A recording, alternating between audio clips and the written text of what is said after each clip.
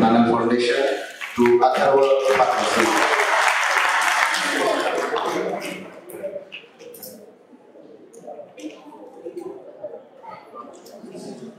Sayan Ayurveda College and Professor and Head of the Department Kaya Chikitsa. Sir has given a number of lectures for common man in Tilak Maharashtra Vidyapit Yog and Ayurveda Abhyanga course. He has to his name a number of articles, research articles written in Madhu Jeevan. He has also authored 2 books for 3rd year BMS. The 3rd paper of Kaya Chikitsa is the book he has authored, and Rudrog Ayurvedic Upachar is another book which he has authored. And to say that in Nanal Foundation for last many years he has been the eminent speaker on various topics. So I will request Vaidya Nitin Kamath sir to come on the dais. Please welcome Vaidya Nitin Kamath sir. His topic is Pranavaha Srotas Nidan Pancha. I request him to begin with this lecture.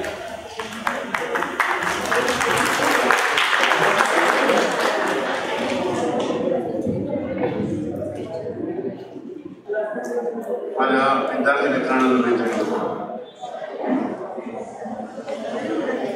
प्राणवायू स्रोतस किंमती निदान पंचा या विषयावर इस विषय में मुझे आज व्याख्यान देना है। प्राणवायू स्रोतस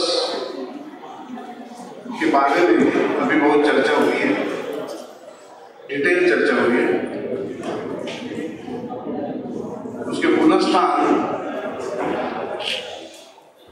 हृदय विशेषता वामार्ध ऐसा क्यों, उसके बारे में भी नाना सर ने डिटेल में बताया है।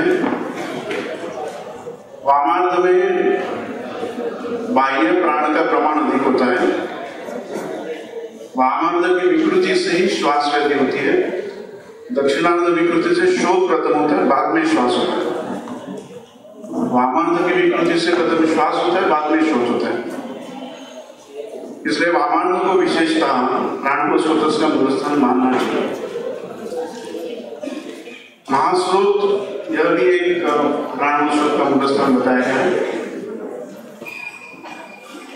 श्वास व्याधि में आमाशय पित्ताशय संभव, आमाशय संभव से कहा गया है, लेकिन वो व्याधि के उद्भव स्थान के लिए वो पक्वाशय संभव है कि आमाशय संभव है, इसके बारे में बताने के लिए उन्होंने पित्ताशय संभव और पित्त का भी उसमें समावेश होता है कहने के लिए आमाशय के बदले पित्ताशय शब्द प्रयुक्त किया। लेकिन थोड़ा सा अगर प्राणवायु स्रोत के बारे में कहा जाए तो महापतय शब्द जो हिरण्य संहिता में योगतत्वोपनिषद सूत्र है, उसमें वायुना सहता चित्तम प्रवेशेति महापतम ऐसे कहा गया है। ये महापत व्याख्या के लिए हम प्रयुक्त कर सकते हैं, चर्चा हो सकती है, वाद हो सकते हैं। श्वसना यह एक शब्द शोध के अध्याय में जब चिकित्सा स्थान 12वें अध्याय में है कि श्वसना में उग्र शोध आ जाता है। बलास व्याधि के बारे में कहते हुए कहा है कि श्वसनासु स्थान कहा गया है, तो श्वसना स्थान में एक उग्र शोध आता है, उस व्याधि को बलास कहते हैं। इसलिए महास्रोत अगर थोड़ा सा ऐसा विचार करें कि 4 महास्रोत उत्तर प्रदेश में है। एक श्वसना मतलब टैकिया, दूसरा अन्न नलिका, तीसरा है महाधमनी और चौथा है सुषुम्नाकांड। प्राणवायु स्रोत के बारे में सोचना चाहिए तो श्वसना मतलब टैकिया को हम महास्रोत कह सकते हैं। तो मेरा मंतव्य है, चर्चा का विषय हो सकता है। रक्तवाहिनी धमनियां, महाफला, दश धमनियां, सर्व शरीर में फैली हुई धमनियां, उनकी शाखा है। वैसे तो प्राण सभी धमनियों में है, इसलिए वो स्रोत का एक मूल स्थान हो सकता है। फिर भी इस प्राणों स्रोत की दृष्टि से देखा गया तो हृदय के और फुफ्फुस के संबंधित शिरा धमनी का विचार यहाँ कर सकते हैं। प्राणवायु में प्राणवत स्रोतस के बारे में देखा गया तो प्राणांत्य विशिष्ट वायु को विशिष्ट स्रोत, यह प्राण विशिष्ट वायु जो शरीर के अंदर जो प्राणादि पंचक वायु है इसके बारे में नहीं कहा गया। तो बाह्य जो प्राण अंबर पीयूष विष्णु पदामृत, उसमें जो शरीरस्थ प्राण का पोषण करने वाला जो वायु है उस वायु का स्रोत सामान्य तो वायु सर्वायव दमन नहीं विरोधा, वायु के लिए सभी धमनियां स्थान है, इसमें भी कुछ विरोध नहीं है, लेकिन जो विशिष्ट प्राण के वायु है उसका स्रोत यह प्राणव स्रोत है। वायु प्राण संज्ञा प्रदान है, तो ये जो श्रेष्ठ द्रव्य जो कि जलसूत्र स्थान 25 अध्याय में कहे गए उसमें प्राण संज्ञा प्रदान हेतु जो वायु को, मतलब ये बाह्य वायु के लिए प्राण संज्ञा दी गई है। बाह्य प्राण जो द्वादश प्राण है वो अभ्यंतर प्राणों का पोषण करते हैं। प्राणों ही अभ्यंतर गुणाम बाह्य प्राण गुणान्वितः धारयति अविरोधेन शरीरम पांचभौतिकम्। तो बाह्य प्राण में अंबर पीयूष का समावेश है। उस अंबर पीयूष का जो प्राण वायु शरीरस्थ प्राण वायु अंबर पीयूष को जो निसर्ग का अंबर पीयूष है उसको लेके विष्णु प्रदान होता है, उसको लेके प्राण में प्रविष्ट होता है नासमान। तो वो प्राण उस बाह्य प्राण का यह स्रोत प्राण स्रोत है, जैसे साधारण विष्णु प्रदान होता है। ऐसे शीतवात भी एक शब्द सुश्रु सूत्र संसाधे 6वें अध्याय 11वां सूत्र है, उसमें भी पुनः बाह्य शीतवात है, बाह्य शीतवायु की वजह से जो कुछ भी शरीर में चेंजेस होते हैं ठंडा पर्यावरण पर, जो शीतवात विष्टमी वातावरण अग्नि प्रदीप्त होता है बाह्य वायु की वजह से, जो त्वचा का स्वरूप शीतवात की वजह से त्वचा के रोमकूपों का संकोच वायु समान वायु को अंदर जाना और अग्नि को प्रज्वलित करना, इसके बारे में कहते हुए उन्होंने कहा वो बाह्य शीत वायु के बारे में कहा, मतलब जो निसर्ग में बाह्य वातावरण में जो वायु है अंबर पीयूष कहेंगे या विष्णु पदामृत कहेंगे, उस वायु को शरीर में लेकर उसको परिवर्तन करके उसमें जो हिस्सा शरीर के लिए फायदेमंद है उसको शरीर में स्वीकार करने के लिए जो स्रोत है, स्रोत जो रहते हैं वो परिणाम आपद्यमान घटकों का वहन का मान रहे हैं। तो उनमें से अंबर पीयूष है जो शरीर में वैसे का वैसे जाता नहीं है, उसको थोड़ा परिवर्तित करना पड़ता है। तो वो परिवर्तन जो है वो आखिर में प्राण स्रोत के वायु को उसके स्थान के ऊपर रक्त उसका स्वीकार करता है। तो वो परिणाम आपद्यमान वायु का जो स्रोत है वो प्राण स्रोत है। उसके दो हिस्से हम कर सकते हैं, ऊर्ध्वज ध्रुवत और अधज ध्रुवत। नासागल अंतर्गल कंठ कंठनाड़ी ये ऊर्ध्वज ध्रुवत, उनके अलग से विचार अपने ग्रंथों में कहे गए। और अधोज ध्रुवत में श्वसन स्पंद श्वास नलिका वायुकोश फुफ्फुस फुफ्फुसावरण फुफ्फुस प्रभाव शिराधमन हृदय और हृदय के संबंधित शिराधमन का समावेश करना चाहिए। ऊर्ध्वज ध्रुवत नासा, इसमें नासा के जो कॉर्नर का हिस्सा है जहाँ स्टेशन ट्यूब होती है वहां पे पड़व है, कर्ण और गला का एक संबंध जोड़ा जाता है और प्रतिशायद व्याधि में कर्णशूल इस नलिका के शोध की वजह से हो सकता है। कान में अगर हम कुछ वैक्स निकालने के लिए अगर बर्ड्स डालने की कोशिश की या स्पर्श हुआ तो खांसी आती है, उसकी वजह भी कर्ण और इस गल का परमाणु का जो संबंध है उसमें उसको कह सकते हैं। तालु के जो पैलेटेन टॉन्सिल्स का है वो तुंडिकेरी व्याधि का स्थान है, उसके बारे में भी मतभेद हो सकते हैं। कुछ लोग उसको गिलायु कहते हैं, कुछ लोग तुंडिकेरी कहते हैं, हम उस चर्चा में नहीं जाएंगे। लेकिन पैलेटेन टॉन्सिल्स सुश्रुत ने तालु रोग में कहे, अष्टांग हृदय में गला रोग में कहे, गिलायु दोनों ने गला रोग में कहे। तो गिलायु गला रोग का कुछ हिस्सा रहेगा उसमें होने वाला विकार है, अगर तुंडिकेरी तालु में भी हो सकता है, गला में भी हो सकता है। तो पैलेटेन इसको भी जो टॉन्सिल्स को नाम दिया वो पैलेटेन टॉन्सिल्स दिया। तो पैलेट के संबंधित, तालु से संबंध के गलत के संबंधित, जैसे बेलगाम महाराष्ट्र का है कि कर्नाटक का है, ये विवाद हो सकता है। अंतर्गत ये जो व्याधियों का वर्णन हम सोचने के, तो अंतर्गत दो है, जो दिखता है वो गल है, उसके ऊपर का हिस्सा और नीचे का हिस्सा जो दिखता नहीं है वो अंतर्गत, मतलब नेसोफेरेंस और गले के नीचे का फैरिंक्स, ये दो से अंतर्गत शब्द से हम कह सकते हैं। कंठ कंठनाड़ी डायरेक्ट से स्वर वेदादि व्याधि उसके कहेंगे। अधोजत श्वसनम, टैकिया, अपस्तम और ब्रोंकाई, फुफ्फुस, फुफ्फुसावरण, श्वासवायु नमनिया, वायुकोश,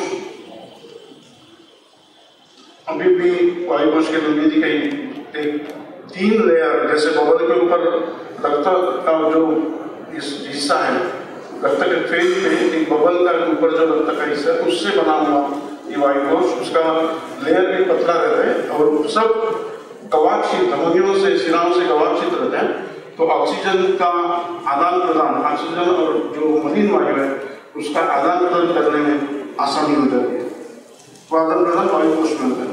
फुफ्फुस प्रभाव शिरा दमनिया, हृदय प्रभाव शिरा दमनिया, इनका भी समावेश हम विशेषतः वामांड का समावेश हम प्राणोच्छ्वास में कर सकते हैं। और आखिर में नाभि, जिसे अम्बिलिकस न समझते हो, यहाँ पे डायफ्राम महाप्राचीन पेशी को लेना चाहिए।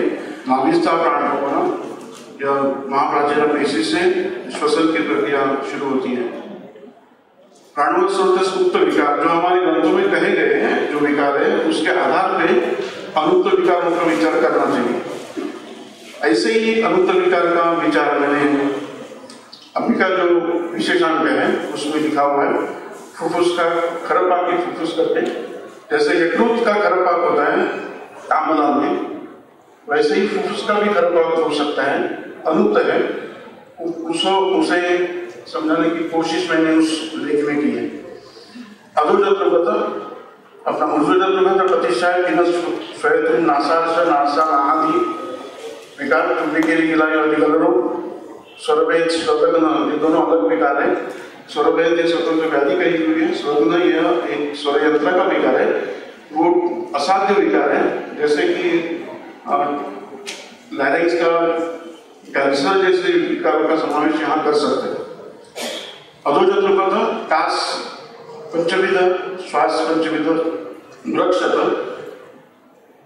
चरकाचार्य ने वृक्षत को स्वतंत्र स्थान दिया है, जैसे कि क्षत्रकाश है, राजनेक्ष में भी वृक्षत होता है, लेकिन वृक्षत को अलग से स्थान एक चैप्टर चरकाचार्य ने लिखा है, उसको अलग व्याधि माननी चाहिए। राजेक्ष्मा उरोग्रह विबंध, उरोग्रह का वर्णन काश्यप संहिता में, बाकी ग्रंथों में लक्षण करके उसका उल्लेख किया गया है।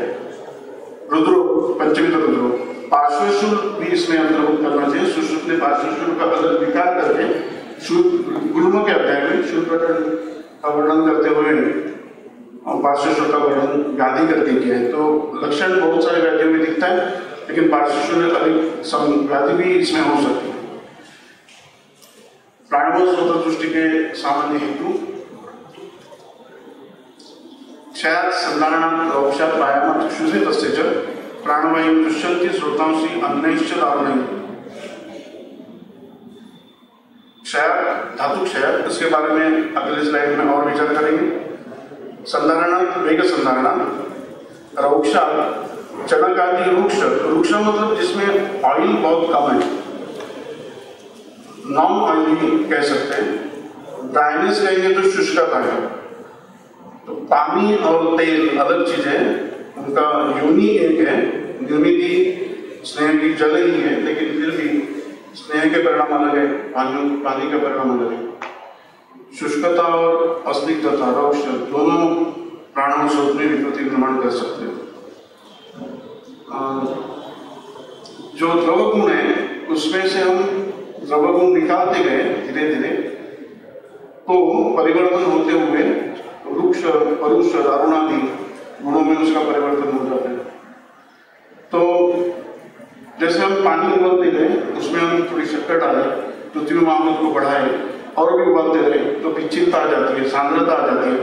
बाद में वो अगर ऐसे उबालते रहा, ध्यान दे रहा है, तो फिर वो अति पिच्छिल फिर रुक्ष हो जाएगा, परुष हो जाएगा, बाद में काला कठिन पदार्थ नीचे रह जाएगा। वो द्रव्य गुण कम करते गए हम, तो आखिर में जाके दारुणता तक अवस्था हो जाती है। चणकादि जो द्रव्य वृक्ष मद्यपान, वृक्ष द्रव्यों से, यवादि द्रव्यों से किए हुए मद्य या वृक्ष वातादि का सेवन, प्रजाकरण या व्यायाम आदि, इन कारणों से शरीर में रुक्षता आती है, जिससे कारणों से दुष्ट हो सकते हैं। स्वाभाविक व्यायाम से स्वाभाविक श्वसन वेग बढ़ता है, लेकिन अति व्यायाम से धातु क्षय और द्रवगुण का ह्रास, रुक्षता की वृद्धि और उसके बाद कारणों से दृष्टि हो सकती है। शुद्धिकर रस क्षय, रस का महत्व सभी भाग्यों में क्या है, पहले व्याख्यान में हमने समझ लिया है। रस द्वारा सभी अवयवों का पोषण होता है। प्राणवस्रोत का, रसवस्रोत का मूलस्था नहीं है, तो रस क्षय का निश्चित परिणाम प्राणवस्रोत हो जाएगा। श्रोताओं से अन्य दारुणी, अन्य स्रोतों में दारुणता आना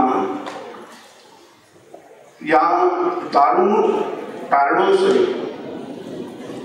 दारुणता निर्माण करने वाले कारणों से प्राणवस्रोत की दृष्टि होती है। जैसे ग्रहणी व्यक्ति में खरांगता आ जाती है, या उदर या कामना में, यकृत आदि अवयव में खरांगता आ जाती है, खरपाकी हो जाता है। तो इस प्रकार के या फुफ्फुस के आवरण में भी या हृदय के आवरण में भी खरपाक हो सकता है, आगे जाके फुफ्फुस में भी खरता हो सकती है। तो अन्य अपने शरीर में जो आशय है या स्रोत है वो एक दूसरे से प्रतिबद्ध है। काश्यप ने तो हृदय, फुफ्फुस, यकृत और क्रिया के बारे में वो चारों अवयव एक दूसरे से प्रतिबद्ध कहा है, लेकिन अष्टांग संग्रह में तो कोष्ठक के सभी आशय एक दूसरे से प्रतिबद्ध है, ऐसे कहा गया है। शरीर के सभी अवयव एक दूसरे से प्रतिबद्ध होते हैं। एक अवयव का विकार अन्य स्रोतों पे प्रभाव डाल सकता है, तो अन्य स्रोतों का गर्भार प्राणों स्रोत पे भी बुरा असर कर सकता है। क्षय, थोड़ा सा इसके बारे में ज्यादा जानने के तो चरक सूत्र 17वें अध्याय में ज्ञातव्य क्षय हेतु, क्षय के हेतु बताए गए। उसमें और कुछ कारण, धातु क्षय होने के लिए या वातावरण के लिए या कफ क्षय, कफादि घटक के क्षय के लिए क्या क्या हेतु हो सकते हैं उसके बारे में कहा है। व्यायाम, अनुशरण, चिंता, उष्णाल्प प्रमितासन। प्रमितासन मतलब एक रसाभ्यासन, उसके अलग अलग अर्थ है। अल्पाहार सेवन करना, एक रसासन सेवन करना, अतीत काल भोजन, यानी समय निकल गया है खाना खाने का, भूख मर गई है, बाद में खाना खाया, ये भी प्रमितासन है। समय पे खाना न खाना, अतीत काल भोजन, ये भी प्रमिताशय का एक अर्थ है। तो इस वजह से धातु क्षय होता है। आजकल डॉक्टर्स अतीत काल भोजन ही ज्यादा करते हैं, अपने आप उनका काल, खाना खाने का समय ही बदली हो जाता है। तो सभी को प्राणवस्रोत दृष्टि होगी ऐसा नहीं, प्रमिताशन अनेक अर्थ के दृष्टि देखा तो वार्धक्य धातुओं के क्षय का स्वाभाविक कारण है, आदान काल भी धातु के क्षय का कारण है। भूतोपघात, यहाँ विवाद हो सकता है, लेकिन भूतोपघात, पिशाच था, ज्वर के अध्याय में पर हेतु कहा गया है, सान्निपातिक हेतु के बारे में और भूताभिषेक ज्वर के बारे में बातें हुई है। निदान का वर्णन करते हुए व्याधियों का जो वर्गीकरण किया है सुश्रुत में, उसमें भी अभिषेक रोगों का वर्णन है और वो पिशाच के संसर्ग से है। तो संसर्गजन्य जो कुछ भी ज्वरादि व्याधि है वो धातु क्षय की वजह से बलहानि, प्रतिकार से क्षमता कम होना, जीवाणु की वजह से धातु क्षय की वजह से जीवाणु का असर शरीर पे होना, यह एक संपत्ति का घटक हो सकता है। तो पिशाच यानी जो जीवाणु उपसर्ग है, लेकिन जीवाणु उपसर्ग होने से व्याधि होगी ऐसे नहीं, क्योंकि उसके लिए व्याधि का प्रतिकार क्षमता अपने शरीर में रहती है। पुणे में स्वाइन फ्लू का साथ आई थी उसमें, लेकिन सभी लोग स्वाइन फ्लू से व्याधिग्रस्त नहीं हुए। कितने लोगों ने मास्क भी पहना नहीं होगा। बम्बई में भी स्वाइन फ्लू की साथ आई थी, मैंने कभी भी मास्क पहना नहीं। सौभाग्य से शायद प्रतिरोधक क्षमता अच्छी हो, इसके वजह से होगा, लेकिन मुझे सन हुआ नहीं। शायद पेशेंट के बम्बई का जो ट्रैवलिंग है वो ट्रेन में होता है, बहुत सारे लोग एक साथ मिलते हैं, भीड़ में आना जाना पड़ता है, तो वैसे असर होने की संभावना ज़्यादा रहती है।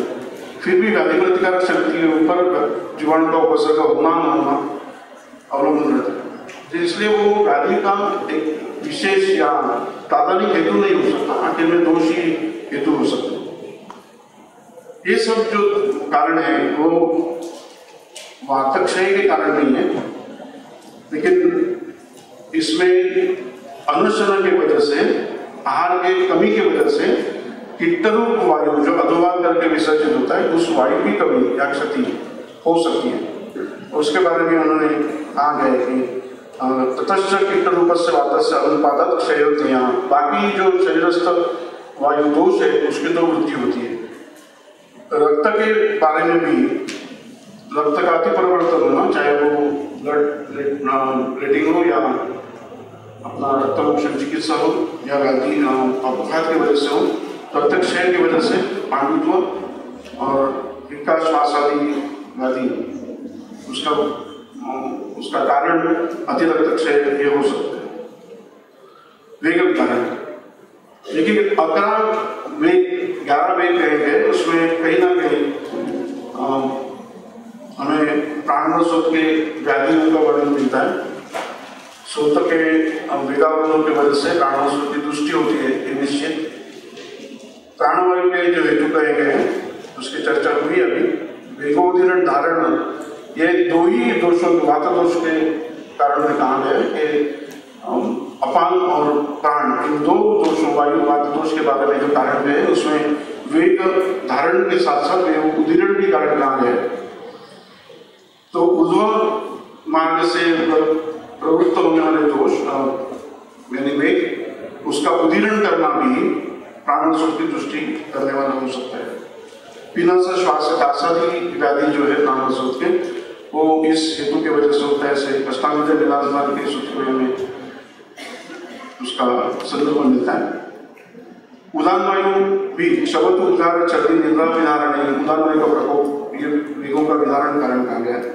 और कंठरोध और पीनस आदि व्याधि, वैसे प्राणोत्सव के जो व्याधि कहे हैं वो भी गलगंड आदि विकार, गलगंड व्याधि में भी जिसको कॉरिडोर कह सकते हैं, उसका असर भी स्वरयंत्र में होकर सर्वभेद और श्वास उच्च श्वसन से दिखाई देता है। आगे तक हम और उसका संदर्भ देखेंगे। व्यायाम, बलार्ध व्यायाम करना चाहिए, उससे ज्यादा अगर कहेंगे तो वो अतिश्वास कहलाएगा। तो मुंह से सांस करना पड़े या सांस की संख्या बढ़ जाए, मुंह खोल के सांस करना पड़े, कक्षा लगाकर स्थान में स्वेद आना, पसीना आना, हस्तपात स्वेदादि के रहना, मुंह को सूख जाना, यह बलार्ध व्यायाम के लक्षण है। उसके बाद में अगर व्यायाम करते गए तो हृदयादि अवयवों पे असर होता है। मैंने वो अनुभव किया है। एक हेल्थ मेद कम करने के लिए मैं व्यायामशाला में गया और वहां पर मुझे व्यायाम कहेंगे, वो व्यायाम करने के बाद भी इस संख्या में 10 बार करो, 15 बार करो, रुकने का नहीं। और वहां पे वेंटिलेशन अच्छा नहीं था, व्यायाम करते गया पर मुझे ऐसे लगा कि यहाँ शून्यता है। हृदय की धड़कन पहले बढ़ गई और बाद में ऐसा लगा कि हृदय नहीं है, मुझे यहाँ पूरा खाली है। मैं वो इंस्ट्रक्टर था, उसकी नजर को बचाते हुए वहां से भाग गया।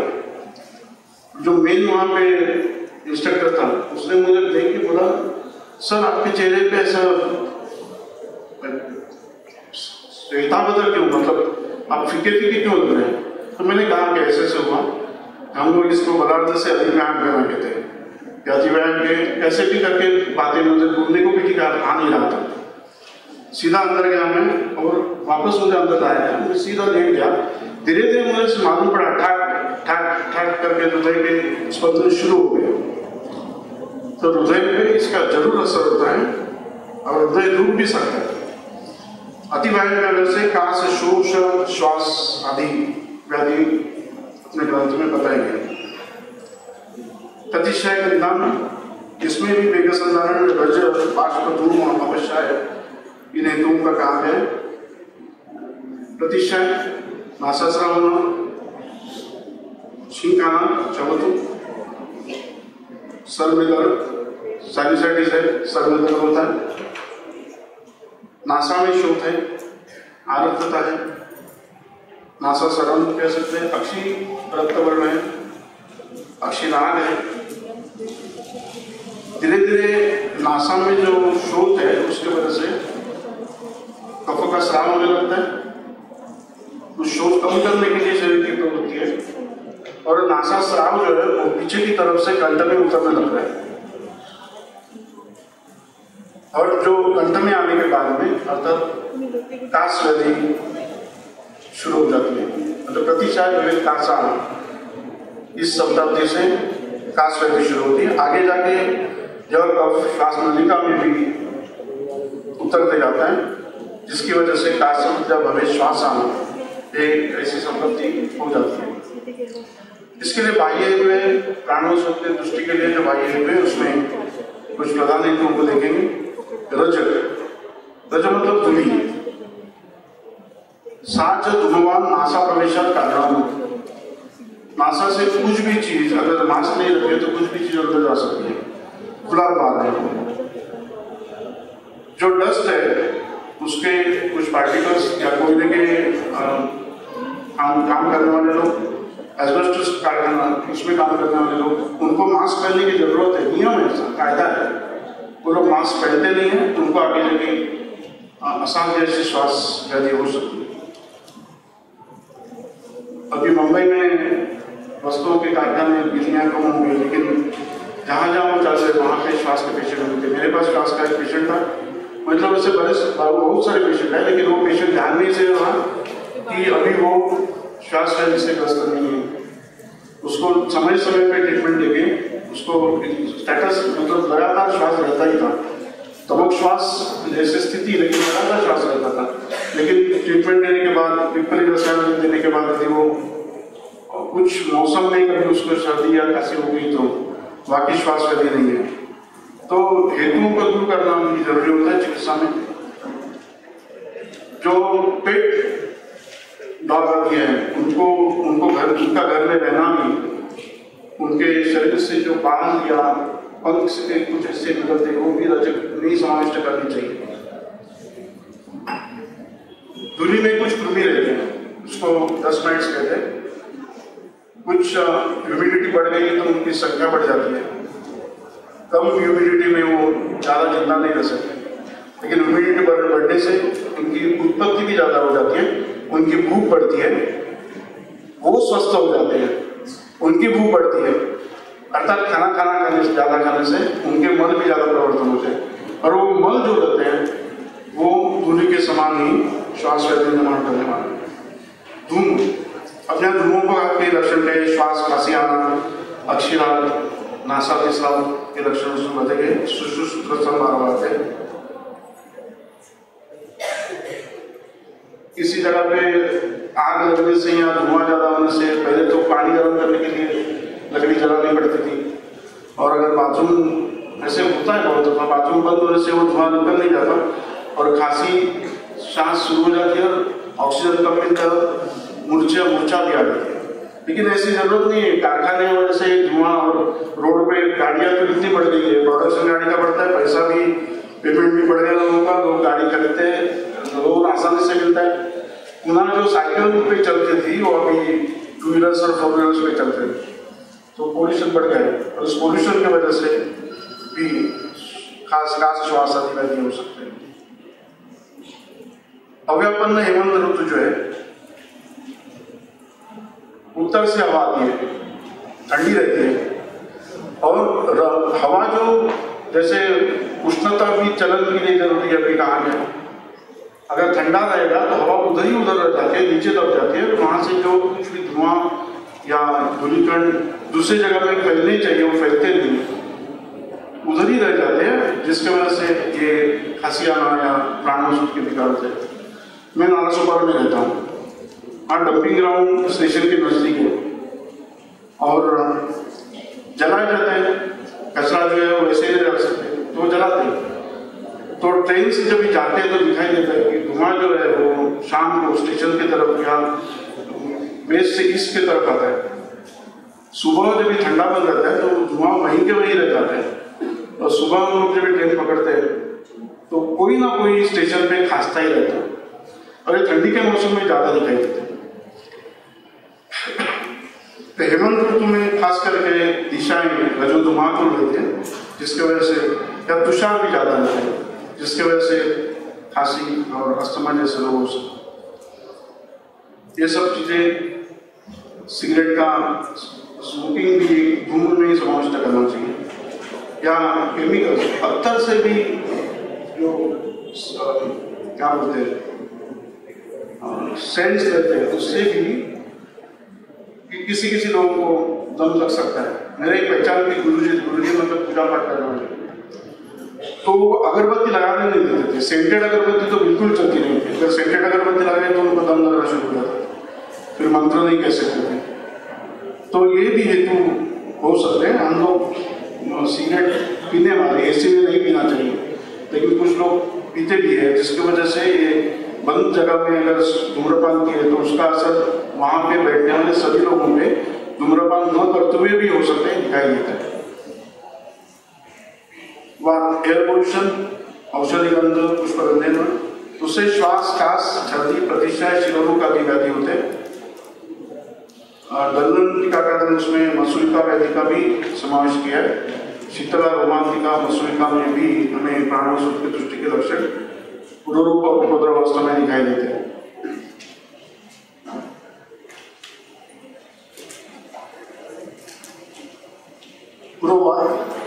पूर्ववात को बहुत सारे लोग आगे से आने वाले व्यवहार से कहते हैं, लेकिन पूर्ववात का अर्थ ग्रंथों का अगर अवलोकन करें तो पूर्व की दिशा में आने वाला है।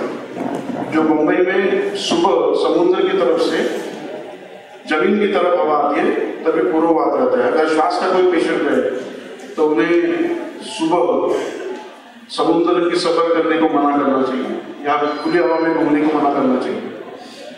इसकी वजह से अगर प्राणवायु दुष्ट रहेगा या उसको अगर श्वास व्याधि रहेगा तो उसके अटैक्स आने की संभावना रहेगी। पूर्ववात त्याग करने को काम है, वो स्वादु है, दमन है, स्निग्ध है और गुरु है, कफ का वर्धन करने वाला। प्रागवायु अभिशल्य है जिसकी वजह से श्वासम को सन्निपात ज्वर श्वास आम वायु च कोपय। तो वायु श्वास कोपय श्वास को वही गाना जो पूर्ववात के सबब से हो सकता है। बाष्प, हवा में ह्यूमिडिटी बढ़ गई तो प्राणवायु के विकार होते हैं। अवश्याय मतलब हिम का है या अवश्यायो विनामेगम सूक्ष्म जल कण निपाता, जो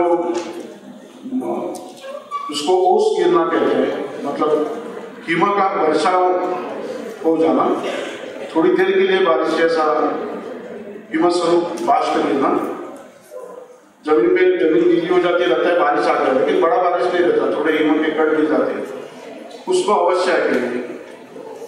तो इस अवश्य के सेवन से भी श्वास के लिए जाते हैं।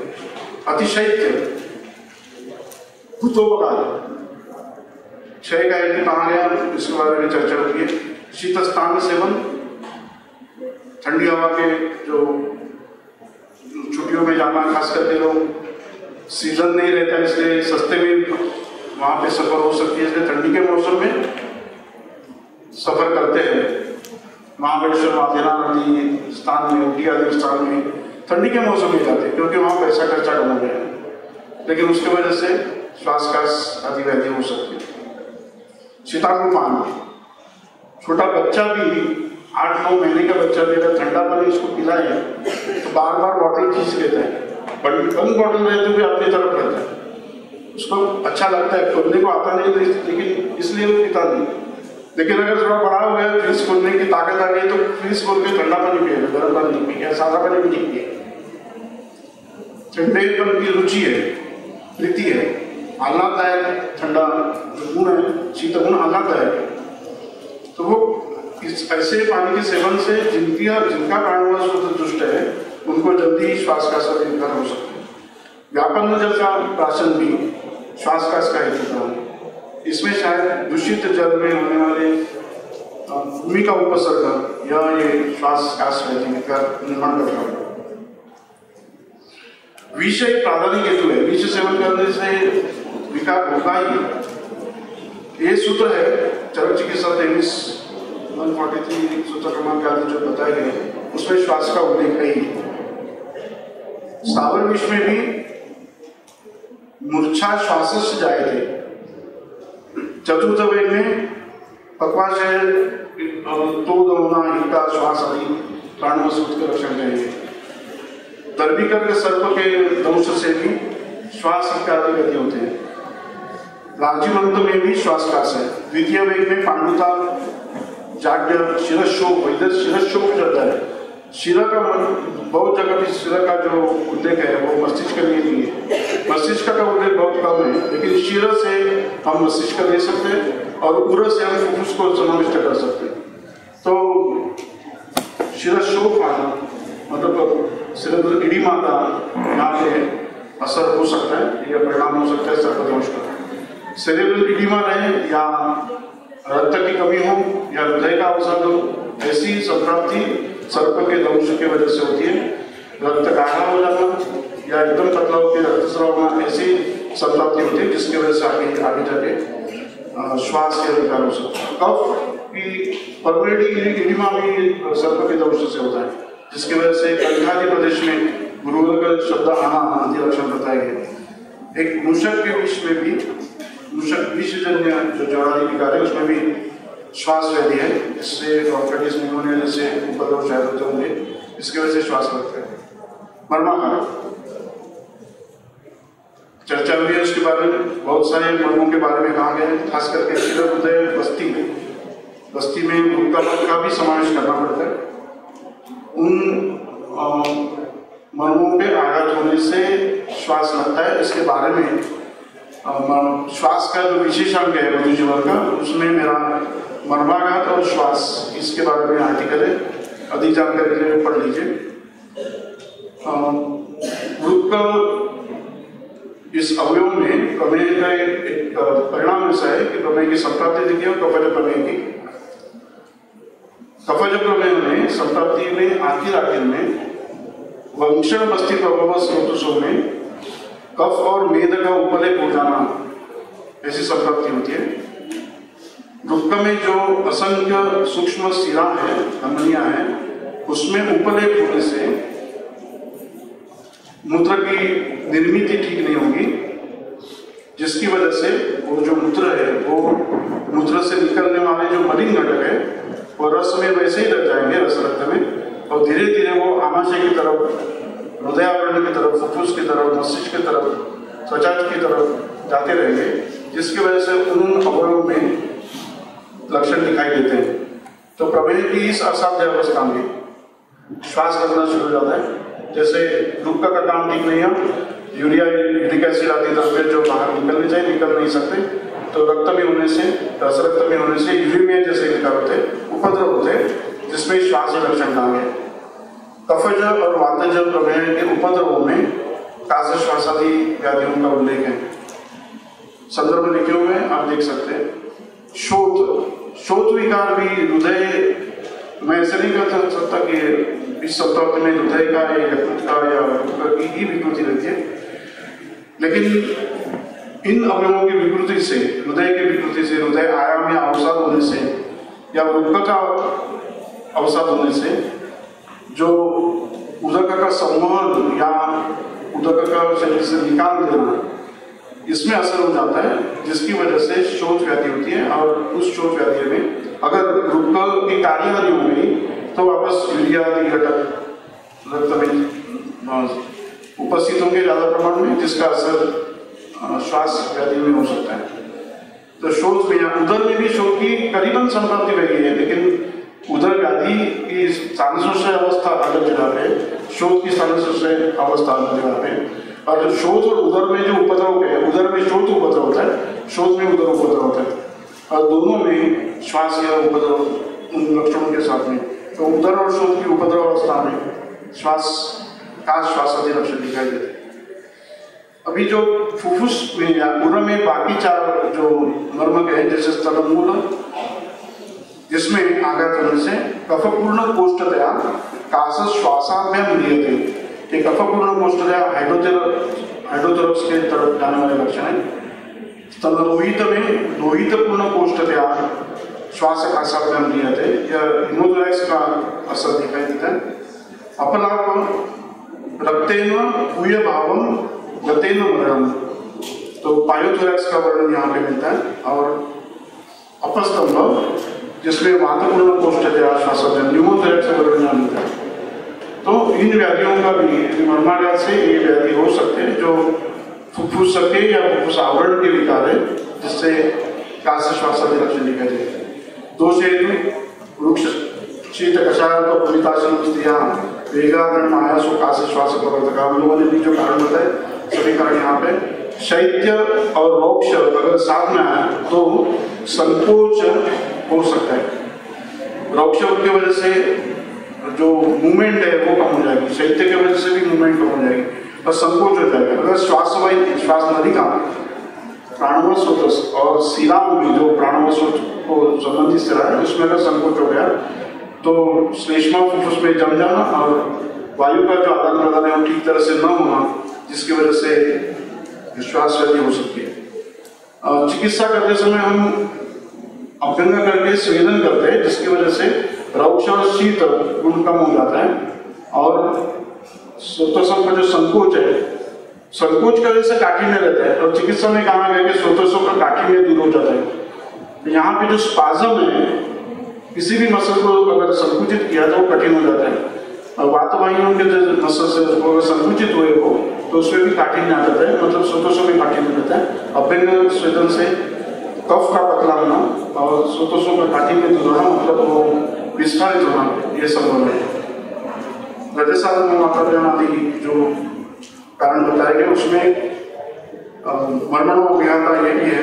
तो ये सब मैं अभी वापस कारण बताए गए, ये कारण अलग से 2 वर्गों में श्वास के कारण बताए। तो प्राण वायु के दृष्टि के कारण पूर्व ही दोषों पर ही, मतलब जो वायु के दृष्टि के जो कारण है वो यहाँ पे हम दे सकते हैं।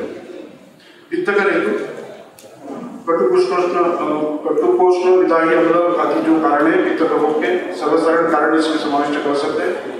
अम्ल पित्त एक व्याधि पित्त की दृष्टि से होने वाला व्याधि है, जिससे कास संभव होना शायद समझ में नहीं आता। लेकिन अम्ल पित्त अगर पित्त आमाशय मतलब पित्त स्थान से अगर उदीपित हो गया तो अन्ननलिका, स्वरयंत्र या गलस्थान या श्वास नलिका, इसमें अगर वो पित्त चला गया बीमार वगैरह होके, तो वहां पे भी दाग रागोष्मा पाकिता स्वरूप पे मतलब पित्तजन्य शोथ निर्माण हो सकता है, जिसकी वजह से श्वास का सभी व्याधि प्राणवश ये हो सकते हैं।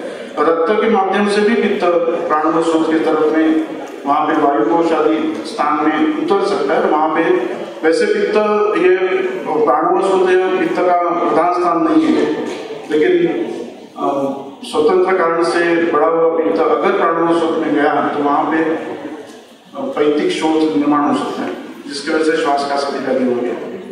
कफकर हेतुओं से अलग सा वर्ग कास व्याधि में सिर्फ गुरुभिषंग मधुर स्निग्ध स्वप्न विचेष्ट नहीं, इतना ही कह के कफ के सभी हेतुओं का समावेश किया है। और पूर्व ही वातकोपदी श्वास में कहा है। वैसे चरक संहिता में श्वास व्याधियों का वर्णन निदान का देखेंगे तो वात प्रकोप हेतु और कफ प्रकोप हेतु 2 वर्ग हैं, जिसमें वायु और कफ दोनों प्रधान रहते हैं। तो ये निष्पावनाश विज्ञा करें जो कफ के दृष्टि के हेतु है, उनको भी ध्यान में देना चाहिए। अगर किस निदान की वजह से ये व्याधि हुए उन पर अगर हम ध्यान दें तो चिकित्सा करते समय निदान परिवर्जन कर सकते हैं। यह व्याधि चिकित्सा की प्रथम चिकित्सा या श्रेष्ठ चिकित्सा होती है, निदान परिवर्जन। निदानार्थ प्रतिशय से कास होना, प्रतिशय धवे कास आना, कास का निदानार्थ हेतु है प्रतिशय। कास की अगर हमें कास की वृद्धि हो गई, कास की जो संपत्ति है वो व्याप्ति उसकी बढ़ गई, ज़्यादा श्वास वाहियाँ, ज़्यादा वायुकोश, इनमें अगर दोष फैलते गए तो उसमें भी श्वास वृद्धि होती है। और अगर कास की उपेक्षा की गई कि कास है, छुट्टी ले लेते, हरिद्वार ले लेते, ऐसे करके पेशेंट चिकित्सा देता नहीं है, डॉक्टर के पास जाने को उसको समय नहीं है, और थोड़ा सा जो कास था उसकी उपेक्षा से फिर राजेक्ष्मा जैसी संपत्ति, यदि कास के उपद्रव स्वरूप राजेक्ष्मा में हो सकता है। क्षोभा के कारण से, रजतुमादि के वजह से प्राणव स्रोत में क्षोभ होना, क्षोभ यह वात प्रकोप का हेतु है। क्षोभ के वजह से वातक का प्रकोप होकर कास श्वासादि व्याधि हो जाते हैं, और इस कास की अगर उपेक्षा की गई तो आगे जाके पित्त जटास, कफ जटास, क्षय जटास, शत जटास, क्षय जटास और राजेक्ष्मा उत्तर व्याधि की निर्मिति उस उपेक्षा से हो जाएगी। जो व्याधि का बल बढ़ते गया, वात जटास के बल बढ़ते गया तो पित्त जटास बढ़ते गया, तो कफ जगह बढ़ गया, तो क्षय शतज, उसके बाद में क्षय और अंतिम स्वरूप है राजेक्ष्मा। तालु रोग की ये सब व्याधियां प्राणव स्रोत में अवरोध निर्माण करने वाले, जैसे तुमने कही तालुशोष, गलरोधिनी, कंठ रोग जो है वो गलरोधिनी है, कंठ शालू, अधिजीवा, गलास, शतग्नि, रोहिणी, वलय, गलौगव, मांसतान, विदारी, ये सभी व्याधियां गले के अंदर या श्वासवाहिनी तक होने वाले कुछ शोथ या अर्बुद ऐसे व्याधि है। शतग्नि जो व्याधि है उसमें उच्छेद आ जाता है, मांसक ग्रंथि हो जाती है, उसके ऊपर अनेक मांसांकुर रहते हैं, जिसका वर्णन कैंसर की तरफ उसको ध्यान खींचा जाएगा। तो ये सब जो व्याधियां हैं, या विदारी जैसे एब्सेस है वो, जो गले के पीछे की तरफ वॉल पे एब्सेस होना, ऐसे जो व्याधि है वो अगर बढ़ते गए धीरे धीरे तो प्राणव स्रोत में अवरोध हो जाता है, जिसकी वजह से महाश्वास जैसे व्याधि हो सकती है। गलगंड यह व्याधि पहले मैंने बताया वैसे कि जो गल पे स्वर यंत्र पे दबाव डाल के श्वास का सभी स्वर निर्माण कर सकते हैं।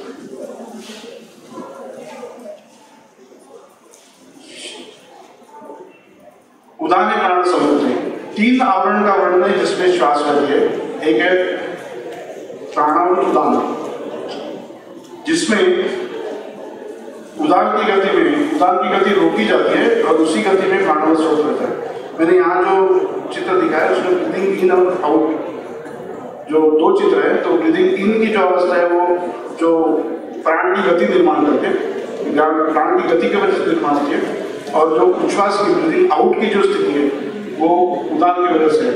तो उसी स्थिति में, उदान की स्थिति में अगर प्राण को रहना पड़े उदान को रोकने के लिए, तो ब्रीदिंग आउट जैसी स्थिति रहती है और उदक ग्रह हो जाता है। उदक की जो आकुंचन प्रसारण स्थिति होनी चाहिए ठीक तरह से होती नहीं है। कास के संप्राप्ति में भी प्राणों ही उदान बताना, प्राण उदान भाव बना, उदान की गति में आ जाना, यह कास और श्वास की संप्राप्ति का घटक है।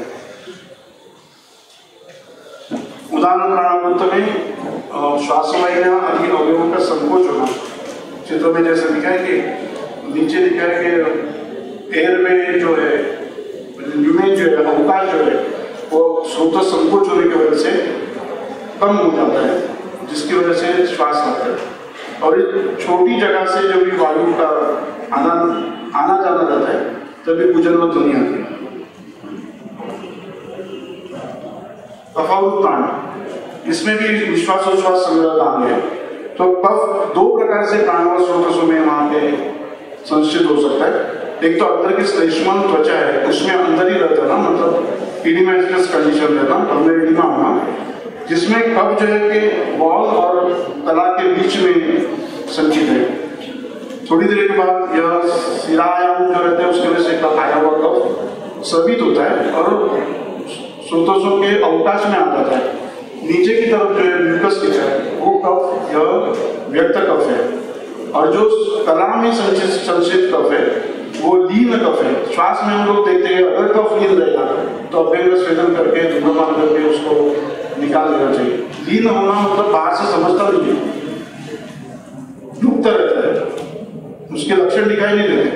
हम अगर इसमें श्वसन ध्वनि देखने गए तो गुजरवत ध्वनि आते हैं, लेकिन वहां कफ रहता है, कफ ज्यादा रहता है, लेकिन वो कला में स्थित रहता है। इडिमा कंडीशन में रहते हैं, शोथ कंडीशन में रहते हैं। लोग पतला होकर अगर आशय में आ जाए, अवकाश में आ जाए, तो उसमें अगर प्राण उदान वायु का आदान प्रदान हो गया, अब आना जाना शुरू हो गया, तो द्रव कप से वायु जाने की वजह से बुद्बुद ध्वनि या आर्तध्वनि आ सकता है। तो ये ध्वनि न होने की वजह से हम लोग समझते कि कफ नहीं है, और पूजन ध्वनि की वजह से ऐसा लगता है कि स्रोतों का संकोच है, वातज श्वास है या वात का प्रारंभ है। लेकिन यह कफ जब भी मुक्त या लीन रहता है तभी पूजन ध्वनि रहती है। तभी समझ लेना चाहिए, हेतुओं को देखना चाहिए। कफ के वृद्धि के कारण ज्यादा गणित हुए, सेवन किए गए या वायु के प्रकोप के कारण ज्यादा हुए। अगर कफ के हेतु में अगर ज्यादा मिले तो ये कफ की वृद्धि है, लेकिन कफ लीन है समझ के उन्हें चिकित्सा करनी चाहिए।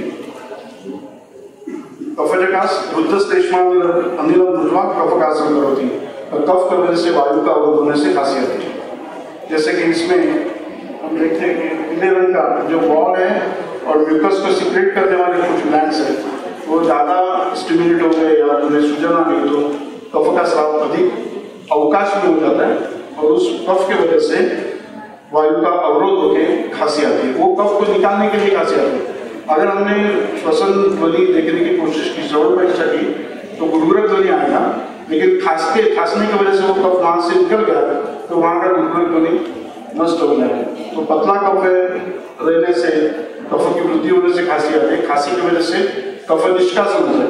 कसन यह प्राणवायु स्रोत में प्रनष्ट शल्य को निकालने के लिए उपचार है। यह कफ भी वहां भी शल्यभूत है, दोष भी शल्य होते हैं, अति प्रवृत्त दोष है, उनको निकालने के लिए शरीर की प्रवृत्ति है, वेग है, वो खांसी है।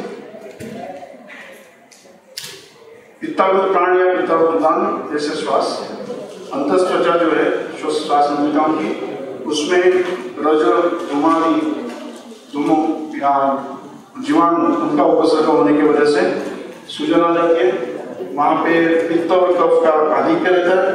वो कला से अगर अंदर हो गए, मतलब ल्यूमेन में आ गए, एक तो सूजन, वहां की इन्फ्लेमेशन और बाद में स्राव होना, इनकी वजह से वायु की गति में अवरोध हो जाएगा और खांसी आ सकती है। पित्तावृत प्राण के उदान के लक्षणों में खांसी ये लक्षण दिखाई दिखी नहीं गई है। फिर भी पित्त जो श्वास काश की अवस्था में पित्त की वजह से इस कफ जैसी कफावृत प्राण की वजह से ही स्थिति समझ लेनी चाहिए। यहाँ पे देखिए ल्यूमेन कम हो जाता है, अवकाश कम हो जाता है, वायु का अवरोध हो जाएगा वायु का, जिसकी वजह से श्वास लेनी है। बाद में उसमें कफ का प्रवर्तन होता है। कभी भी पित्त का प्रवर्तन, पित्त की वृत्तियों की सूजन आ जाती है तो वहां शरीर अपने आप कफ को पित्त के शमन के लिए लाता है।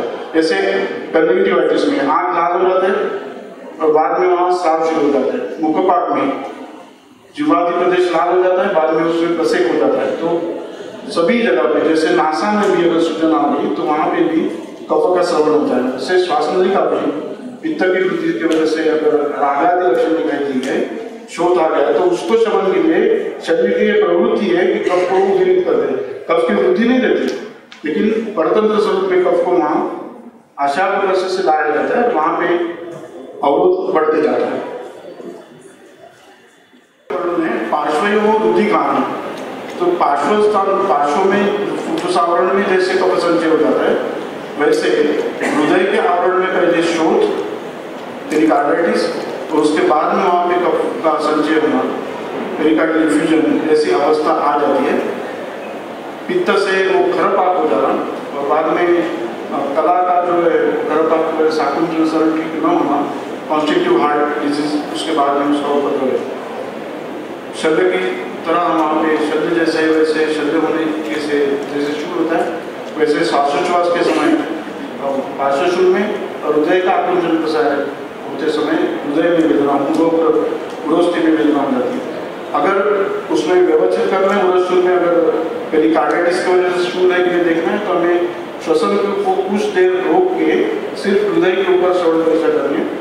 और आकुंचन प्रसारण के हृदय के आकुंचन, हृदय का शब्द है, उसके साथ अगर घर्षण ध्वनि आ जाता है तो समझना चाहिए कि फुफ्फुस आवरण हृदय आवरण में शोथ है, पार्श्वशूल जैसे यह रुचुल है।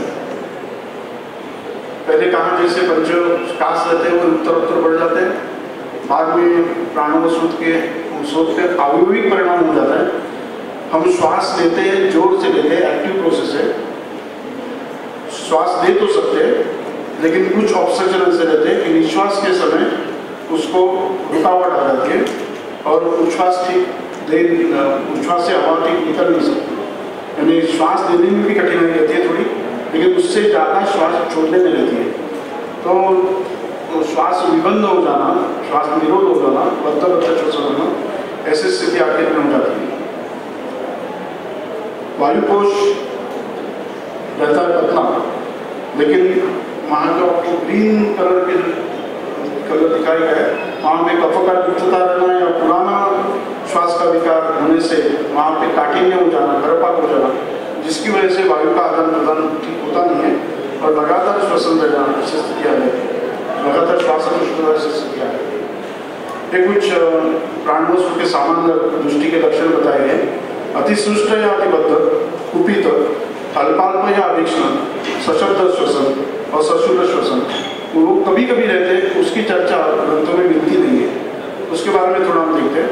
अतिसुष्ट श्वसन वो इंक्रीज रेट रहता है, आपण मराठीत थाप लागणं म्हणतो, व्यायामाने काढा नाही, तशा प्रकारचं श्वसन असणं हे अतिसुष्ट, उस प्रकार का श्वसन उसे अतिसुष्ट श्वसन कहते हैं। ज्वर में पच्यमान अवस्था में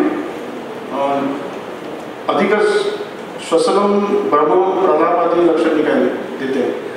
अंतर्वेगी ज्वर में ज्वर कम रहता है लेकिन प्रलाप, श्वसन आदि लक्षण दिखाई देते हैं। ज्वर में वो अधिक तृष्णा, प्रलाप, श्वसन, भ्रमा, ये पच्यमान ज्वर के लक्षण, उसमें श्वसन जो आया श्वसन की वृद्धि के लिए, सुष्ट श्वसन के लिए। अंतर्वेगी ज्वर में भी टेम्परेचर उतना नहीं है लेकिन सांस का फूलना ये लक्षण ज़्यादा दिखाई देता है। अस्थिगत ज्वर में भी श्वास लक्षण कहा गया है और श्वास वृद्धि के लिए कहा गया है। ज्वर का तभी दारुण मोक्ष हो जाता है, तभी भी श्वसन पे असर हो जाता है। पांडु व्याधि में जो ऑक्सीजन कैरिंग कैपेसिटी कम रहती है, जिसकी वजह से श्वास लक्षण है, और जो दूषित वायु निकल जाना चाहिए वो ठीक नहीं निकलने की वजह से खांसी करके वो उसमें रह जाता है, उसको खांस के निकालने की प्रवृत्ति शरीर की हो जाती है, इसलिए श्वास खांसी लक्षण पांडु में दिखाई देता है। चाहे वो रक्तपित्त का उपद्रव, चाहे पुरुष जो कृमि की वजह से हो या रक्त की अति प्रवृत्ति से हो, इसकी वजह से श्वास लक्षण दिखाई देगा। गलगंड में भी उच्च उष्वादनतम मृदु सर्वगात्रम संवत्सरातीतम, 1 साल के बाद में, मतलब क्वार्टर जब बढ़ जाता है तभी स्वर का भिन्न होना, स्वरभेद होना और उच्छ्वास मतलब श्वास छोड़ने में, एक्सपीरेशन में कठिनाई होना, ये गलगंड के असाध्य अवस्था के लक्षण बताए गए, अतिवृत्त गलगंड के लक्षण बताए गए। अतिसुष्ट श्वसन, स्थौल्य, उसमें क्षुद्र श्वास कहा गया है। क्षुद्र श्वास का नीचे देखिए, किंचित आरंभमाण से ऐसे श्वास प्रवर्तते हैं। क्षुद्र श्वास कहा गया है लेकिन उसको उसकी तरफ ज्यादा ध्यान देना चाहिए, उसमें हृदरोग नहीं है ना, दिखना चाहिए। स्थौल्य है, थोड़ा सा 2-4 सीढ़ी चढ़ गई तो सांस खुलेगा ही, ऐसे न मत समझिए, ये क्षुद्र श्वास नहीं है, ये आगे जाके हृदरोग हो सकता है। तो क्षुद्र श्वास करके ध्यान न देने की बात नहीं है, उल्टा ज्यादा ध्यान देना चाहिए।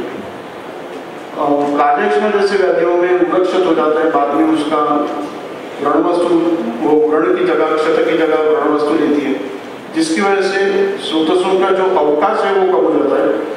तो श्रम करने के बाद सांस फूलना शुरू हो जाता है, थोड़ा सा भी हो गया तो हाफने लगता है आदमी, तो इसको अतिसुष्ट श्वसन स्थौल्य में हो सकता है। राजेक्ष्मा की असाध्य अवस्था में मेद बुद्धि यानी स्थौल्य का ही, लेकिन स्थौल्य का अति न होते हुए अगर मेद बुद्धि लगे तो भी तास श्वासादि नहीं। क्लैप्य में सांस फूलना होता है। रुद्रो अप्रमेय, इसमें भी श्वसन वेग की गति बढ़ना ये लक्षण दिखता है। उस्मोस ब्रीदिंग करके एलोपैथी में वर्णन किया, उसमें भी रैपिड ब्रीदिंग रहता है, डीप रैपिड ब्रीदिंग रहता है। वैसे रुग्ण मुंह या मूर्छित अवस्था में, संन्यास अवस्था में रहता है, लेकिन उसका श्वसन जो है वो डीप और फास्ट रहता है, उसमें भी सुष्ट श्वसन दिखाई देगा। तो यूरेमिया, प्रमेय का उपद्रव स्वरूप हो या किसी अन्य वजह से हो, शिरोविघात, ब्रेन स्टेरिलिज्म के लिए शिरोविघात, मतलब ब्रेन में होने वाली सभी विकृतियों के लिए शिरोविघात शिरोविकार की वजह से शिर की ब्रेन की विकृति होना। अभी जैसे पहले व्याख्यान में कहा गया, बाहर से लघुवादी का आघात हो या अंदर से वातादि का आघात हो, दोनों ही शिरोविकार यानी मर्माविकार समझनी चाहिए। वहाँ पे दीर्घ उच्छ्वास के दीर्घायुष्यत्व का लक्षण है। सब लोगों का उच्छ्वास थोड़ा दीर्घ ही रहता है, लेकिन हमारा जो श्वासोच्छ्वास है उच्छ्वास दीर्घ रहता है, लेकिन जो दीर्घजीवित है उनमें उच्छ्वास और ज़्यादा रहता है। तो ये समय देखना चाहिए, और उससे भी ज़्यादा समय लगना और उसमें कष्टता मालूम होना, श्वास लेने में या छोड़ने में दोनों समय, जब बद्ध श्वसन है वो बद्ध निश्वास के समय हो या उच्छ्वास के समय हो या उच्छ्वास निश्वास दोनों समय हो, किस अवस्था में बद्धता आती है, निरुद्धता आती है, वो देखनी चाहिए। दीर्घम श्वसी अस्तुर्धम न च प्रत्ययति यथा, ये ऊर्ध्वश्वास का लक्षण है। दीर्घम श्वसति श्वास से बहिर्निर्गमन दीर्घ कालम करती, उदान की जो क्रिया है, उच्छ्वास की क्रिया है, उसको ज्यादा समय लगना, ये ऊर्ध्वश्वास का लक्षण है। न च प्रत्ययति यथा, नीचे श्वास लेने में, अंतश्वास करने में भी उसको कठिनाई होती है, तो दोनों समय निबद्धता है। तो ऐसे देखना चाहिए कि कौन से श्वास में, श्वास अंदर लेते समय अगर उसको कष्टता है या छोड़ते समय कष्टता है, दोनों समय कष्ट। कुपित श्वास, बाकी श्वास के सुष्ट श्वसन, बद्ध श्वसन या अल्प श्वसन, इसका वर्णन अन्य व्याधियों के समय किया नहीं गया, लेकिन कुपित श्वास या इंद्रिय स्थान में आया हुआ है। डम्बरी मतलब आंख स्तब्ध है और कुपित श्वास है, दूर से भी इसको सांस लगता है, दिखाई देता है, सुनने में आता है, ऐसा श्वास है वो कुपित है। जैसे कुपित आदमी कैसे रहेगा, या कुपित जैसे महाश्वास में क्या है, मत्तर्ष इव मतलब जो उन्मत्त बैल रहता है या कुपित बैल रहता है, उसके जैसा होना। सर नीचे की हुआ है, आँख के सामने आँख देख रहा है, यहाँ वहाँ घुमा रहा है, आँख बड़े हो गए, लाल हो गए, नाक से हवा जोर से निकल रही है, नाक फुलाए हुए, ऐसी स्थिति होना रुग्ण की, ये कुपित श्वास है। यहाँ आँख स्तब्ध है, आँख का स्तब्धता ना यह मस्तिष्क की विकृति दिखाई देती है। तो मस्तिष्क की विकृति और श्वास का कुपित होना, यह पराश्व विद्या मृत्यु के समय नजदीक आ गया, इसका लक्षण है। महाश्वास में भी महता ध्वनि है, दूर से भी सुनाई देता है, दूर से भी दिखाई देता है, ऐसा श्वसन का आवाज है, और मत्तर्ष नहीं दिखाई देता, तो महाश्वास में कहा है। लेकिन यह महाश्वास मज्जगत ज्वर का एक लक्षण था। सुश्रुत संहिता देखिए, चरक संहिता में चरनी श्वास हिक्का ये लक्षण आए गए, लेकिन सुश्रुत संहिता में महाश्वास ये लक्षण था, तो उसमें भी कुपित श्वास दिखाई देता है। और जब भी मस्तिष्क में ज्वर, दोषों के स्थान से ज्वर रहता है, तभी महाश्वास या कुपित श्वास जैसे लक्षण दिखते हैं। अभिष्ण श्वसन, अभिष्ण निरंतर, अमरकोश में भी व्याख्या के अनारते निरंतर। अभी यहाँ पे सुश्रुत सूत्र स्थान 33वें अध्याय में यहाँ भी मृत्यु समय के लक्षण बताए गए, तो वहां लिखा गया है कि विभ्रांत लोचन है और संतत श्वसित। संतत मतलब निरंतर, जैसे संतत ज्वर है, लगातार है, स्टैटस एस्टमेटिस को आया हुआ अपने ग्रंथों में संतत शब्द है। वैसे सतत रहना श्वास कम ज्यादा होता है, लेकिन सतत श्वास कष्टता उसको महसूस होती है, और कभी भी उसको देखे, उसको प्राणोत्सव की दृष्टि के श्वसनादि जो लक्षण है दिखाई देंगे। महान श्वास में अनिशम शब्द आया, अनिशम मतलब अनिशम, रात दिन उसको दम लगने लगता है, ऐसा श्वास जो अभिष्ण श्वसन है। सशब्द श्वसन, श्वसन के समय जो श्वसन ध्वनि है वो जोर से कोई सांस लेने लगा तो नजदीक बैठे हुए आदमी को भी सुनाई देता है। कुछ मानसिक हेतु की वजह से उसका सांस जल्दी जल्दी होने लगा, डरने की वजह से, या कोई कुपित है लेकिन वो बोल नहीं सकता तो सांस फूलने लगता है, उसका श्वसन दिखा दे रहा है। जो प्राकृत अवस्था में श्वसन का ध्वनि वैसे सुनाई नहीं देता स्टेथोस्कोप के अलावा, तो वैसे शब्द का सुनाई देना, और वो उनके हम कुछ ग्रंथों के आधार पर प्रकार कर सकते। कपोत उज्ज्वल ध्वनि, उसको एलोपैथी में रोंकाई या म्यूजिकल या विजिंग साउंड कह सकते हैं। उसके अधिक अभ्यास के लिए आप एलोपैथी के साथ में अगर कौन से निकाल में विजिंग साउंड रहता है, किस अवस्था में रहते हैं, क्या संप्राप्ति में रहता है, वो अपने थोड़ा सा अध्ययन करना चाहिए। यह श्वसन ध्वनि ग्रंथों में आया हुआ है क्षयज कास। हम लोग कहते हैं तमक श्वास में कुजनवत ध्वनि रहता है, लेकिन किसी भी ग्रंथ में तमक श्वास में कुजनवत ध्वनि यह उल्लेख नहीं है। आ सकता है, लेकिन ग्रंथ का उल्लेख देखने गए तो क्षतज कास में कपोत कुजनवत ध्वनि है और अपतंत्र कपतानत में है। अभी इसको कपोत पूजन मतलब है, एक उपमा दी है उसको कपोत के पूजन की तरफ, मतलब हम कपोत का आवाज जो करते सुनते हैं तो ऐसे घुटरू घूम कहते हैं, तो घुटरू जो है वो कपोत ध्वनि आदत ध्वनि है, और घूम जो आवाज आता है वो है कपोत पूजन, मतलब ये रौका है। दूसरा एक ध्यान में आता है जो घुटरू शब्द है, जो उसका समय लगता है वो कम है, जो है लेंथ उसकी ज्यादा बढ़ जाती है, उच्छ्वास ज्यादा बढ़ जाता है। तो निश्वास में भी निबद्ध जाता है और उच्छ्वास में भी, उच्छ्वास भी गंदा है, दिल है, लेकिन उच्छ्वास के समय कुजनवत ध्वनि है, सिटी जैसा आवाज है। ये कह सकते थे बांसुरी वहां भी थी, बांसुरी जैसा आवाज कह सकते थे। कांस को जो कांस से का बर्तन पे आवाज आता है वैसे कांस का ध्वनि का तुलना की गई है, उपमा दी है। लेकिन इधर कपोत पूजन क्यों? इंस्ट्रूमेंटल को लिए अलग शब्द किसी बांसुरी या किसी वाद्य का उल्लेख कर सकते थे वैसे, लेकिन किया नहीं, उपमा दी कपोत पूजन, ध्वनि का वर्णन इधर आया। तो उस प्रकार का अगर ध्वनि रहा तो वो कपोत पूजन होते हैं। गुरुग्रह का ध्वनि, क्रैकल्स, क्रैकलिंग साउंड या राज या क्रिपिटेशन से हम तुलना कर सकते हैं। उसको कफज ध्वनि या आर्द्र ध्वनि भी लोग कहते हैं। तो गुरुग्रह शब्द से क्या मतलब निकालना, उसके लिए कुछ चर्चा या वाद विवाद मुझसे हुए, इसलिए मैंने कुछ रेफरेंस यहाँ में दिखा रहा हूँ शब्द के अर्थ की निश्चिति के लिए। कंठ उरव पार्श्व स्थान में गुरुग्रह ध्वनि सुनाई देता है। ग्रंथों में कंठे गुरुग्रह का यह ज्यादा प्रयुक्त किया हुआ शब्द है, क्योंकि कंठ में गुरुग्रह का आवाज आया तो सहज सुनाई देता है, लेकिन पूर्व प्रदेश का गुरुग्रह ध्वनि ऐसे स्टेथोस्कोप के बगैर ज्यादातर सुनाई नहीं देता, इसलिए ज्यादातर ग्रंथों में कंठे गुरुग्रह का शब्द आया है। महता नादेन अति घोषवान, महता घोषेन, ये शब्द ग्रंथ में आए गए महाश्वास के वर्णन के समय। आप सुश्रुत संहिता, अभी सर ने कहा मानव सर ने कि सुश्रुत संहिता सिलेबस में नहीं है, कोई पढ़ता ही नहीं। तमक श्वास मतलब क्या है? आंखों के सामने अंधेरा आना, किसी भी श्वास में लक्षण है। ऑक्सीजन कम हो जाएगा तो ताम्य के लक्षण दिखाई देगा, लेकिन ताम्य से ये सुश्रुत का वर्णन देखिए आप, विशेषतः दुर्दिने जाते, वेग जो है वो दुर्दिन रहता तभी आते हैं, याम श्लेष्मरस से विवर्त थे, तो हेतु के वजह से बढ़ जाता है, उसके वेग आते हैं, वो अहर्निश नहीं रहता। पूर्णिमा पूनम के समय काल के दृष्टि से कभी कभी वेग आना ऐसे रहता है, लेकिन वेग आना ये महत्व का है। तो दुर्दिने विशेष आप जाते हैं, सुश्रुत ने कहा चरक में भी नहीं है, तो वेगावस्था रहना। हम लोगों के पास ऊर्ध्वश्वास छिद्रश्वास के पेशेंट कम आते हैं, हॉस्पिटल में आ जाते हैं, लेकिन ओपीडी में या डिस्पेंसरी में नहीं आते, तब श्वास के ज्यादा आते हैं। एग्जाम के समय हम लोग जो भी पूछते हैं कि श्वास कौन सा है, एक दफे ऊर्ध्वश्वास का पेशेंट था, कार्डियक फेलियर था, एग्जाम के लिए उसको जबरदस्ती एडमिट किया था। वैसे हॉस्पिटल में, आयुर्वेदिक हॉस्पिटल में एडमिट करने जैसी उसकी स्थिति नहीं थी, शाम को उसको डिस्चार्ज किया तो बड़ा, लेकिन उस समय गुरगुरा ध्वनि था।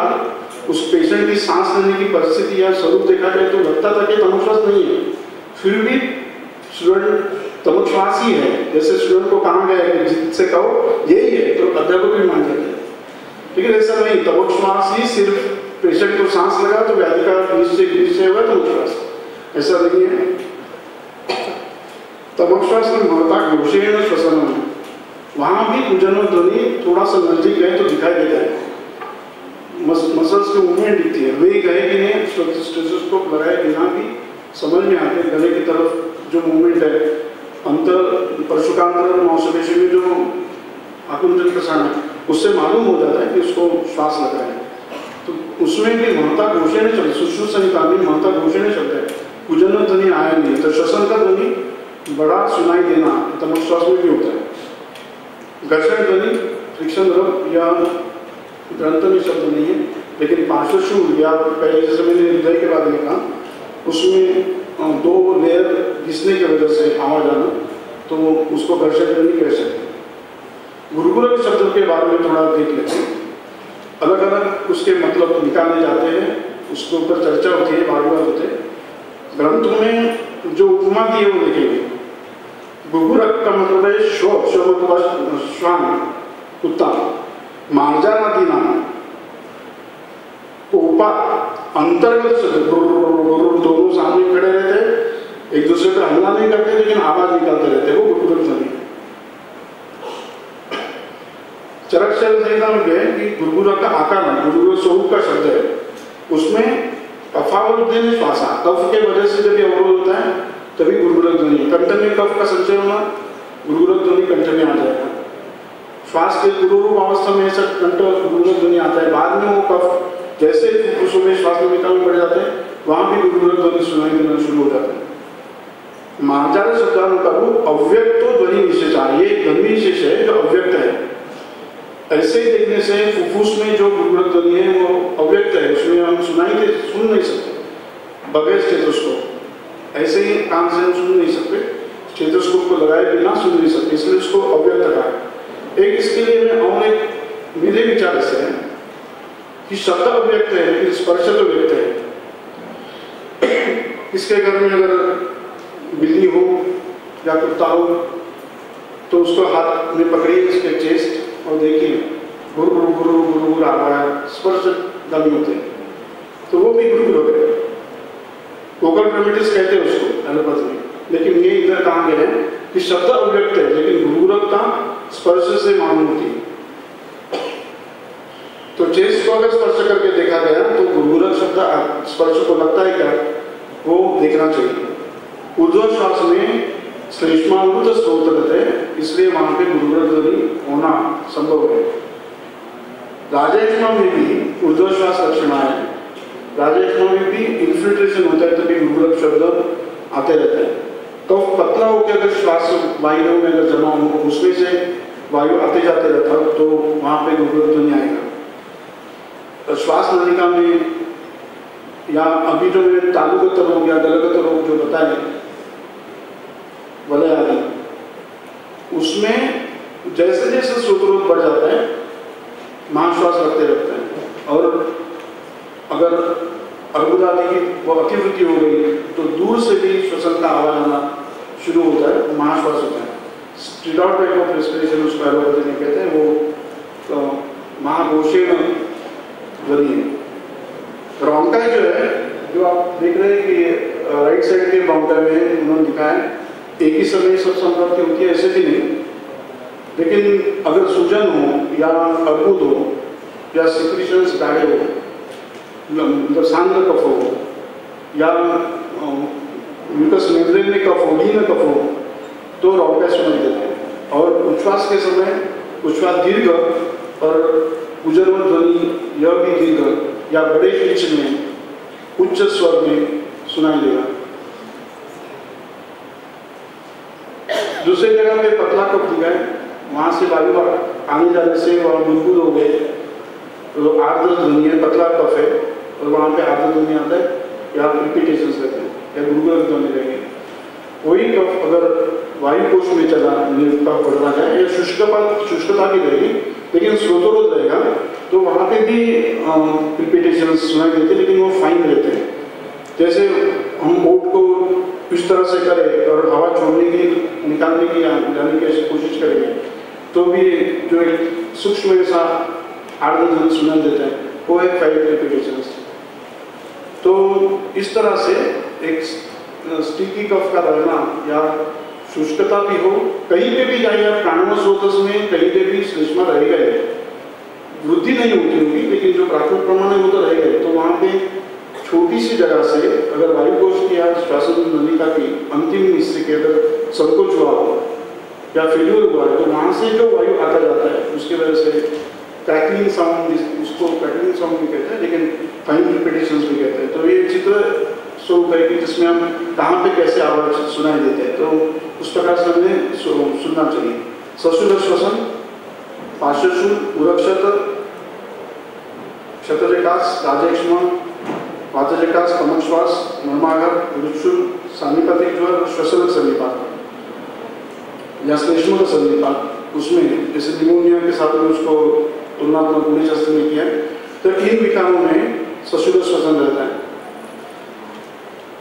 छिन्न श्वास व्याधि में भी होता है और अपतंत्र में भी श्वास जलद होना, बीच में रुक जाना, कम हो जाना, संख्या उसकी इस तरह से दिखाई देता है। मैंने सूत्र यहाँ सुश्रुत निदान पहला अध्याय 65-66 सूत्र में देखिए, पृच्छात उच्छ्वासन अंत निश्वास उच्छ्वास अथवा पृच्छात उच्छ्वास नष्ट चेतना स्वस्थात अपने आप ठीक हो जाता है। वापस हृदय आवृत होने से वापस वेग आता है। ऐसे श्वास के बारे में भी होता है, श्वसन का बढ़ जाना, रुक जाना, वापस मंद होना, प्राकृत होना, वापस बढ़ जाना, इस तरह से अपतंत्र के लक्षण दिखाई देते हैं। उजति कपोत इधर भी पूजन शब्द है, उजति कपोत इव शब्दं करोति अथवा पृच्छात उच्छ्वसन्ति कष्टेन उच्छ्वासं करोति। नीचे एक सूत्र है, छिन्न श्वास का छित्वा श्वसन होना, टूटक जिसको मराठी में कह सकते हैं, बढ़ जाना, रुकना, कम हो जाना, प्राकृत हो जाना, इस तरह से श्वसन लगातार चालू रहता है।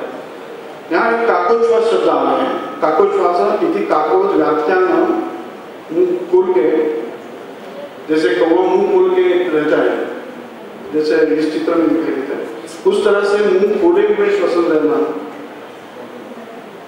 लगातार मुंह खुला रहता है। इस तरह से श्वसन करने वाले जो है वो श्वसन को काकोश्वास कह सकते हैं। नासादी में अवरोध हो तो मुंह खुला रहता है, लेकिन कभी कभी फुफ्फुसों में ग्रह हो जाना या अर्बुदादी लक्षण रहना, उसमें सांस जोर से अंदर लेना पड़ता है, तभी भी नाक से सांस इतनी प्रेशर से ले नहीं सकते, इसलिए मुंह से सांस लेते रहते, उसको भी काकोश्वास कहेंगे। डॉक्टर स्टीवन इसके इस विषय में भी स्टीवन का परीक्षण के बारे में मधुजीवन के कुछ अंकों में स्टीवन विस्तृत परीक्षा करके विषय आ गए, आप देख सकते हैं। एक 5 मिनट व्यवच्छेद के लिए उपयुक्त ऐसे कुछ मुद्दे। ज्वर और काश एक साथ रहे तो संशय लेना चाहिए। पित्तजकाश, क्षयजकाश, शीतजकाश, लाजकाश, संतमुख श्वास, इन विकारों में व्यवच्छेद होना चाहिए। अकस्मात बद्ध श्वसन है, उरस्सुर है, उरो विबद्ध है, ग्रह है, तो हृदयोपघात, वातपूर्ण कोष्ठ, न्यूमोथोरैक्स या पल्मोनरी एम्बोलिज्म जैसे और जगह पे रक्त का या वेग की जो गलती रहेगी वो घूमते घूमते फुफ्फुस के धमनियों में आ जाना, जिसकी वजह से अवस्था होती है न्यूमोथोरैक्स, एम्बोलिज्म, और ये कोलैप्स, लंग कोलैप्स हो जाना, इस अवस्था में इससे स्थिति आ सकती है, इनका विवेचन होना चाहिए। श्वास में विशेषतः दुर्दिन में होने वाला श्वास और पूजन और श्वसन ध्वनि और काश, ये लक्षण दिखाई देते हैं। तमक श्वास और पित्तानुबंधी तमक श्वास, तमक काश और पित्तानुबंधी कफज काश, ये आपको गलती हुई है। कफज काश में भी पित्तानुबंध होने से कफजः तमका कफ काश है तो शायद पित्तानुबंध जा, ऐसे काश ककड़ में आया है, तो अगर कफज काश पित्तानुबंधी हो गया तो तमक श्वास जैसे लक्षण दिखाई देते हैं। तो इस अवस्था में 2 व्याधियों में व्यवस्थित होना चाहिए, तमक श्वास है कि पित्तानुबंधी कफजकाश है। हृदय धूम वातादि का संसर्ग अगर हिस्ट्री में मिलता है तो चिरकालीन श्वास, फुफ्फुस के विकार, क्षयजकाश, शतजकाश, पित्तानुबंधी कफजकाश, तमक श्वास आदि का व्यवस्थित होना चाहिए। व्यवसाय अगर इस तरह से हो जहाँ हृदय धूम का संबंध आता है तो व्यवसाय से श्वास काश, तो व्यवसाय की तरफ अगर उन्होंने जो सावधानी बरतनी चाहिए वो बरतता है कि नहीं, ये देखना चाहिए। या उसको नौकरी तो छोड़ने को कह नहीं सकते, लेकिन उस रजत उन्मादी का प्रवेश न हो ऐसी स्थिति मास्क आदि पहन के करना चाहिए। रात को श्वास के वेग आते हैं और सूजन है तो हृदयाचार्य क्या देखना चाहिए। श्रम लगता है, बहुत थकान लगती है, शुष्क श्वास, उरस्सु और आयास श्वास कष्टता है तो खरपा के फुफ्फुस का विकार, इंटरस्टिशियल लंग डिजीज है, इसके बारे में अभी के विशेषज्ञ मधुजीवन में पढ़ सकते हैं। पल्मोनरी हाइपरटेंशन का विचार कर सकते हैं। श्रवण, दौर्बल्य, श्वास, रक्तपित्त और पांडु का विचार यहाँ पे हो जाएगा। सुष्ट श्वसन, भ्रम, हस्तपाद, मुख चिमचिमाएं, जैसे व्यायाम आदि हो गई या चिंता आदि की वजह से अगर हाइपरवेंटिलेशन हो गया, जब हम श्वास ज़्यादा लेने को कष्ट करने पड़े और उतना ऑक्सीजन मिला नहीं तो फिर हाथ पाँव में या मुंह के चारों ओर मूंगी आगे जैसे लगते, चिटी आगे जैसे लगते, चिमचिमाए लक्षण दिखाई देता है। तो वो एक तो अति व्यायाम, चिंता, क्रोधादि मानसिक की वजह से होता है, समझना चाहिए। ज्वर, सशुलकाश, सरब्ध निष्ठीवन, फुफ्फुस गत कर्कटार्बुद या पल्मोनरी एम्बोलिज्म का विचार करना चाहिए। ज्वर, नासास्राव, सकफकाश, पित्तजकाश, श्वसन संधिपात, स्वाइन फ्लू की तरफ व्यवस्थित के लिए जाना चाहिए। ज्वर, शुष्ककाश, उरशूल और कार्श ऐसे दिखाई दे तो फंगल इन्फेक्शन की वजह से प्राणवशोथ के विकार है क्या, ये देखना चाहिए। तीव्र ज्वर, उरशूल, शैत्य, काश और सपुय निष्ठीवन, फुफ्फुस विकृति है, फुफ्फुस और विकृति का वर्णन नहीं है, लेकिन फुफ्फुस विकृति होती है, उनको उनके लक्षण भी क्षय क्षतकाश जैसे दिखाई देते हैं, तो उनका विचार करना चाहिए। धन्यवाद।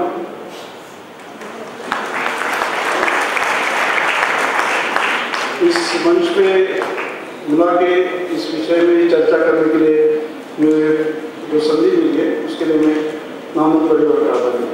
और आपने थोड़ा सा खाने का समय हो गया, शायद मेरे बोलने में भी थोड़ा क्या आपको अगर कंटाला आ गया, फिर भी देख रहा हूँ मैं सब लोग बाहर जा रहे हैं, कुछ लोग तो फिर भी शांति से सुनेंगे, सुने आप लोगों ने।